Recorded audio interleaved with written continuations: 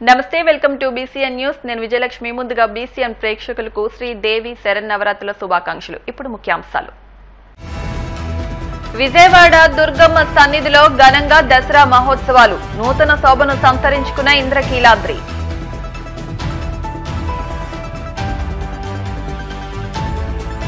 ప్రత్యేక వెబ్సైట్ ను ప్రారంభించిన విజయనగరం జిల్లా పోలీస్ శాఖ ప్రజలకు మరింత చేరువయ్యేలా కృషి చేస్తున్నామన్న ఎస్పీ వకుల్ జిందాల్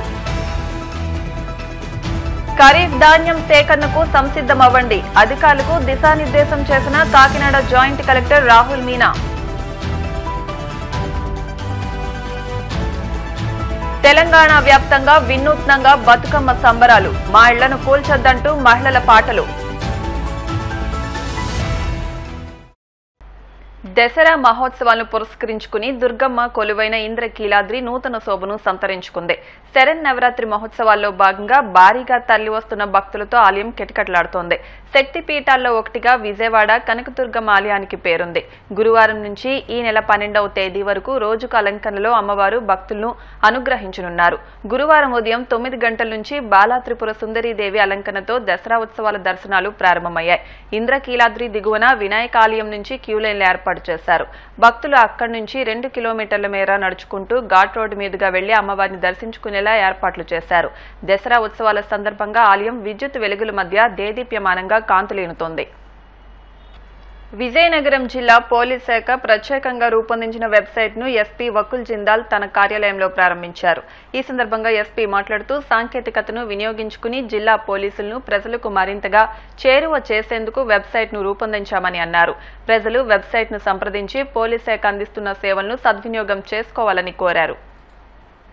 ఖరీఫ్ ధాన్యం సేకరణకు జిల్లా యంత్రాంగం సంసిద్ధం కావాలని కాకినాడ జాయింట్ కలెక్టర్ రాహుల్ మీనా అధికారులను ఆదేశించారు గురువారం కలెక్టరేట్లో ఆయన అధ్యక్షతన జిల్లా స్థాయి ధాన్యం కొనుగోలు సమావేశాన్ని నిర్వహించారు రెవెన్యూ పౌర సరఫరాల సంస్థ వ్యవసాయ మార్కెటింగ్ రవాణా శాఖ అధికారులు ఖరీఫ్ ధాన్యం సేకరణ ముందస్తు ప్రణాళిక ప్రకారంగా ధాన్యం కొనుగోలుకు ఏర్పాట్లు చేయాలని ఆయన సూచించారు అక్టోబర్ 20వ తేదీలోపు గోనె సంచులు మిల్లర్ల నుంచి రైతు సేవా కేంద్రాలకు తరలించాలని సూచించారు కాకినాడ సూర్యారావుపేటలో ఉన్న శ్రీ బాలా త్రిపుర సుందరి అమ్మవారి ఆలయంలో శరన్నవరాత్రి మహోత్సవాలు ఘనంగా ప్రారంభమయ్యాయి ఈ నెల 3వ తేదీ నుంచి 12వ తేదీ వరకు జరిగే ఉత్సవాల ప్రారంభోత్సవాన్ని ఘనంగా నిర్వహించారు ఈ కార్యక్రమానికి వచ్చిన కాకినాడ సిటీ ఎమ్మెల్యే వనమాడి వెంకటేశ్వరరావుకు ఆలయ చైర్మన్ గ్రంథి బాబ్జీ ఎగ్జిక్యూటివ్ ఆఫీసర్ వీర్రాజు చౌదరి మేళ తాళాలు పూర్ణ కుంభం వేద మంత్రాలతో ఘన స్వాగతం పలికారు ఈ సందర్భంగా ఎమ్మెల్యే కొండబాబు అమ్మవారిని దర్శించుకుని పూజలు నిర్వహించారు ఉత్సవాలను పురస్కరించుకుని ఏర్పాటు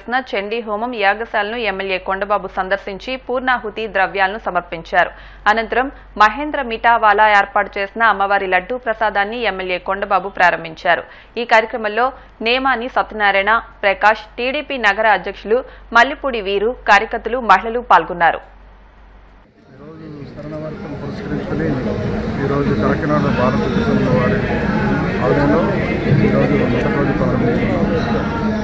మీ అందరికీ తెలుసు కాకినాడ భారత అమ్మవారంటే చాలా ప్రతిష్టమైన అమ్మవారు అమ్మదై ఉంటే అన్నీ ఉన్నట్టుగా భావిస్తారు అందరూ ఈ అమ్మవారిని కొలుసుకున్న వారు దసరా టైంలో తప్పనిసరిగా వచ్చి దర్శనం చేసుకుంటారు ఎక్కడ కూడా ఉన్న వాళ్ళందరూ కూడా ఆఖరి విదేశాలు ఉన్నవారు కూడా అంత నమ్మకం ఈ అమ్మవారంటే ఈరోజు 9 రోజులు కూడా 9 అవతారాల్లో అమ్మవారిని దర్శనం చేసుకుంటారు ఆఖరి రోజున అయితే బంగారు చీరతో దర్శనమిస్తారు ఆ బంగారు చీర దర్శించినట్లయితే 1,00,000కి పైగా భక్తులు వస్తారు రోజు చూస్తే 50,000 60,000 నుంచి 70,000 అలా వస్తుంటారు దాని తగ్గట్టుగా ఏర్పాట్లు చేయడం జరిగింది తీర్థ ప్రసాదాలు ఇవ్వడం జరుగుతుంది అన్నదానం కూడా ఉంటుంది అన్ని ఏర్పాట్లు కూడా చేయడం జరిగింది భక్తులకి ఎటువంటి అసౌకర్యం కలగకుండా అన్ని ఏర్పాట్లు చేయడం జరిగింది సామాన్యుల నుంచి పెద్దవారికి కూడా అందరికీ దర్శనం భాగ్యం కలిగే విధంగా ఏర్పాటు చేయడం జరిగింది మీ ద్వారా తెలియజేస్తుంది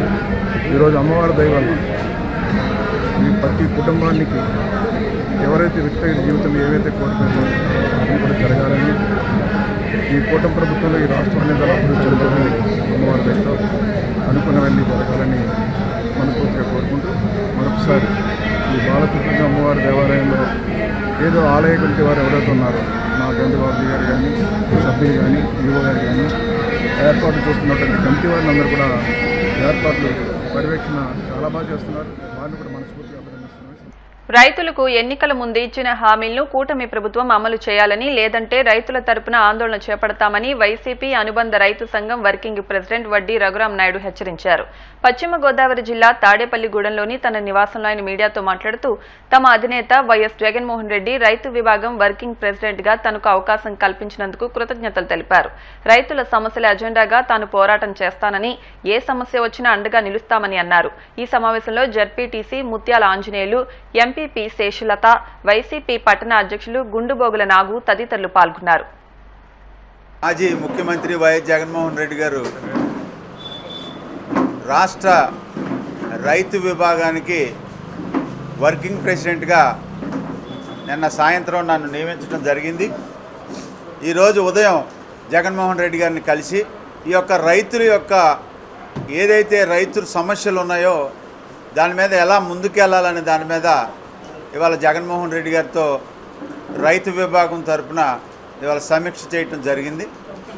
ఆ సమీక్షలో జగన్మోహన్ రెడ్డి గారు ఇవాళ వైఎస్ఆర్ కాంగ్రెస్ పార్టీలో ఉన్న రైతు విభాగానికి సంబంధించిన కార్యకర్తలకి, అలాగే ఈ రాష్ట్రంలో ఉన్నటువంటి రైతులకు కూడా ఏ రకమైనటువంటి మనం మేలు చేయాలి, ఇవాళ రైతులకి మనం ఏ విధమైనటువంటి, ఇప్పుడు మన ప్రభుత్వం 5 ఏళ్ళు పరిపాలించినప్పుడు మనం ఏ విధంగా ఇన్పుట్ సబ్సిడీ కానీ, అలాగే ఆర్బీకే కేంద్రాలు కానీ, అలాగే ఇన్సూరెన్స్ స్కీమ్స్ కానీ, ఇవాళ వరదలు వచ్చిన సమయాల్లో ఇవాళ రైతు భరోసా కానీ ఏ విధంగా మనం ఇచ్చాం, అలాంటి ఇప్పుడు ఎందుకు అమలు కావట్లేదు? ఇవాళ ఏదైతే కూటమి ప్రభుత్వం ఇవాళ 6 గ్యారంటీలు అనేది చెప్పి అందులో రైతుకి ఇవాళ ప్రతి రైతు కుటుంబానికి 20,000 రూపాయలు సహాయం చేస్తామని చెప్పారు, ఇవాళ మేనిఫెస్టోలో పెట్టారు. కానీ ఇవాళ 100 రోజులు పూర్తయిందని పండగ చేసుకుంటున్నారు. కానీ ఏ రైతుకి 20,000 రూపాయలు వచ్చిన దాఖలాలు ఇవాళ రాష్ట్రంలో ఎక్కడా కనపడతలేదు. అలాగే ఇవాళ ప్రీమియం మీద 1563 కోట్లు ఇవాళ భారం రైతులకు పడింది.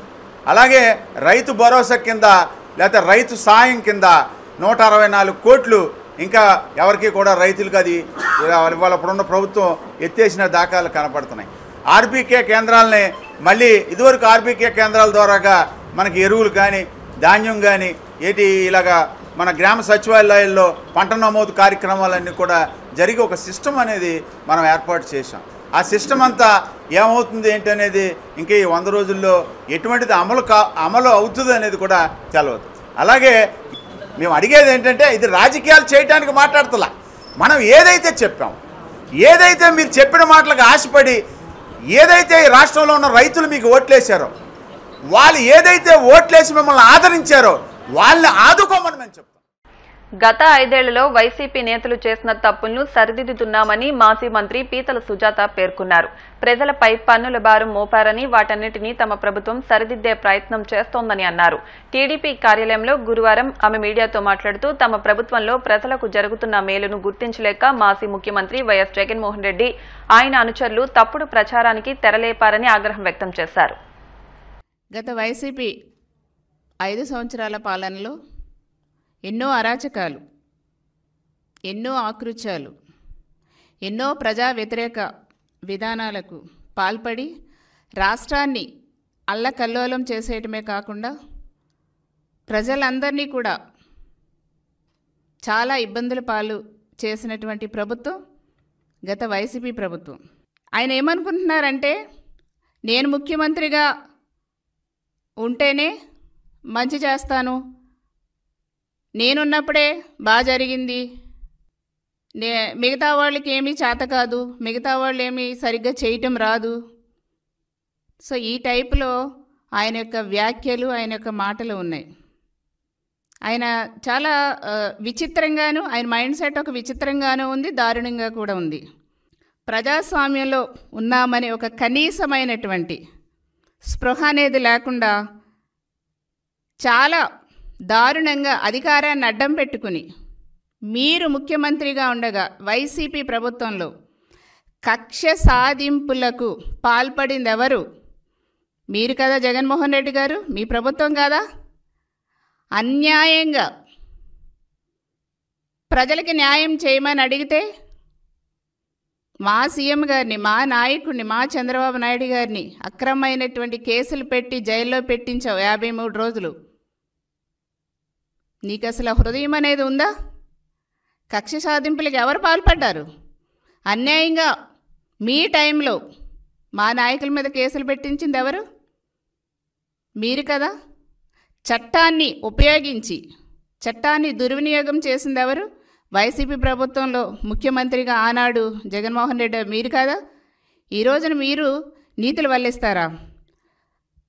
మీ టైంలో 2019 నుంచి మొన్నటి వరకు ఎలక్షన్ ముందు వరకు ఏప్రిల్ వరకు కూడా 5 సంవత్సరాల వైసీపీ పాలనలో వ్యవస్థలన్నీ కూడా నిర్వీర్యం చేసి భ్రష్టు పట్టించారు జగన్మోహన్ రెడ్డి గారు. మీరు వ్యవస్థల్ని భ్రష్టు పట్టించిందే జగన్మోహన్ రెడ్డి గారు, వైసీపీ ప్రభుత్వం.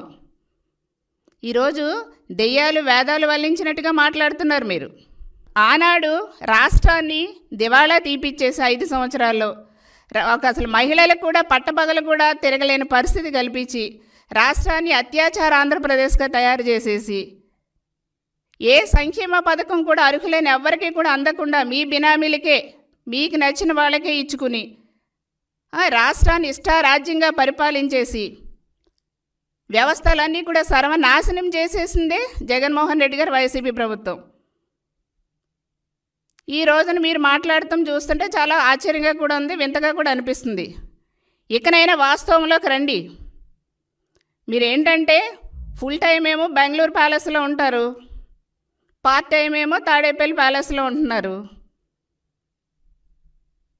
మీకు మీ వాళ్ళకి కూడా వాస్తవం ఏం కనిపించట్లేనట్టుంది.